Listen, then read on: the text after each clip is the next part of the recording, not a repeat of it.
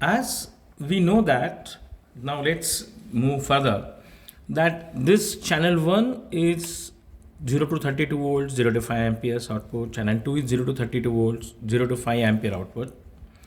Both these are the independent outputs. Both these are isolated outputs. That means it is not connected with the chassis of this particular power supply. So we have three different modes of operation into this power supply. And that three modes of operation is, I can use this channel 1 and channel 2 as an independent voltage source, or I can connect this channel 1 and channel 2 in series. That means this and this will be connected internally automatically, and I will get a series output over here. Or I can use this channel 1 and channel 2 into parallel mode, where this positive will be connected to this positive, this negative will be connected to this negative, and I will be getting a parallel output at these two terminals. So there are three different modes of operation.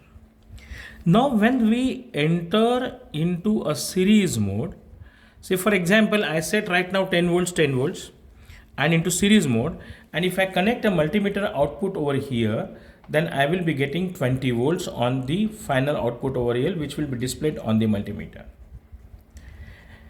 If I connect these two power supply into parallel, then I will be getting a 10 volt in parallel. I will be getting 10 volt output over here, but the current will increase. The current, whatever the current setting of this and whatever the current setting of this, both will be having the same current setting, and the current will be doubled. Say for it is 1 ampere, so I will be getting a 2 ampere. So that means I can get 64 volt here, 32, or say 30, 60 volt when it is connected in series.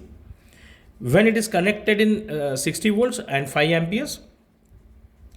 When it is connected in parallel, I will be getting 30 volts, but I can go up to 10 amps.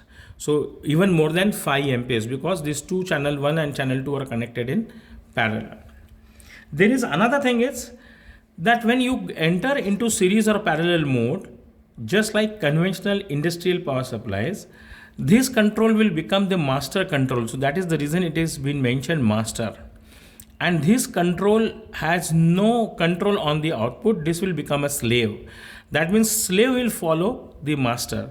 So whatever the voltage setting or current setting in parallel mode I will be doing, or user will be doing with these two knobs, the same will be set to the channel 2, because now channel 2 is tracking channel 1, and that is usually people call as a tracking power supply or a dual tracking power supply. It's like that.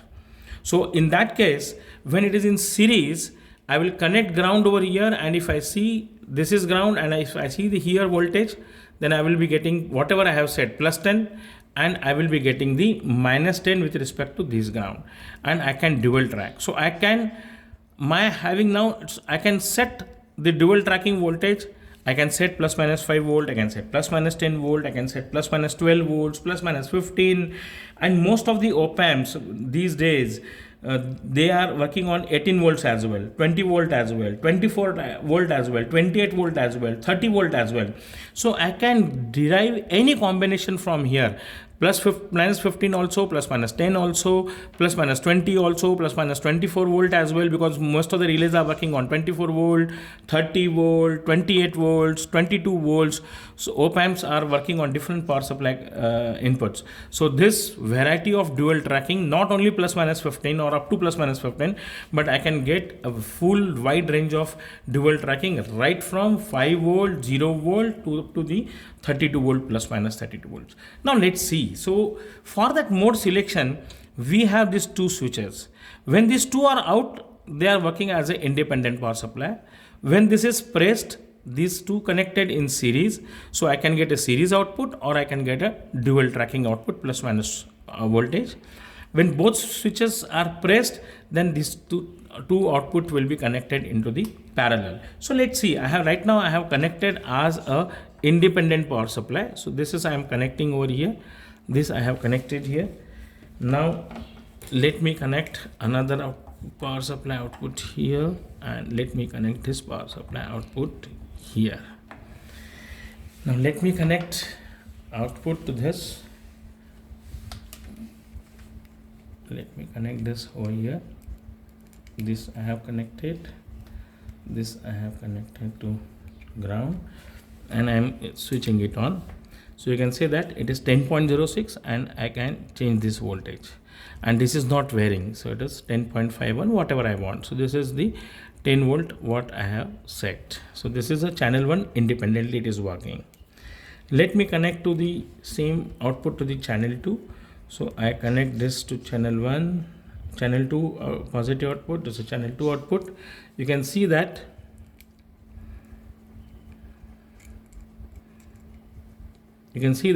this is the channel 2. So now I can vary the channel 2 independently, 11, 12, channel 1 is fixed, whatever I set. So I can control these two power supply outputs as a independently power supply outputs, right?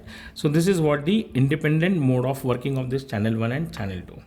Now let's see what happens when this is become into the series.